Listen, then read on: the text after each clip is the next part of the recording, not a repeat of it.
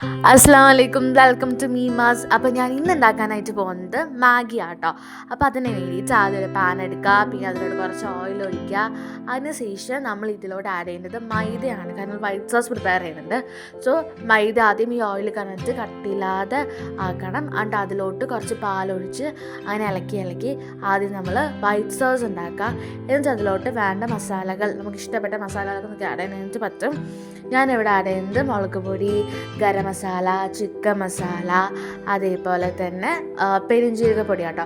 ഇതും പിന്നെ ഞാൻ നമ്മുടെ മാഗി മസാലയും കൂടി ആഡ് ചെയ്യുന്നുണ്ട്. ഇതെല്ലാം ആഡ് ചെയ്ത ശേഷം നല്ലോണം ഇളക്കാം.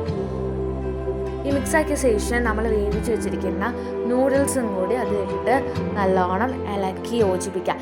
ഈ സമയത്ത് നിങ്ങൾക്ക് വേണമെങ്കിൽ ചീസും കൂടി ആഡ് ചെയ്യാം, നല്ല ടേസ്റ്റ് ആയിരിക്കും. സോ ഇത്രേ ഉള്ളൂ, നമ്മുടെ ഈസി ആൻഡ് ടേസ്റ്റി മാഗിയോടെ റെഡി ആയിരിക്കുന്നത്. സോ നെക്സ്റ്റ് ഒരു വീഡിയോ കാണുന്നവരെ ബൈ.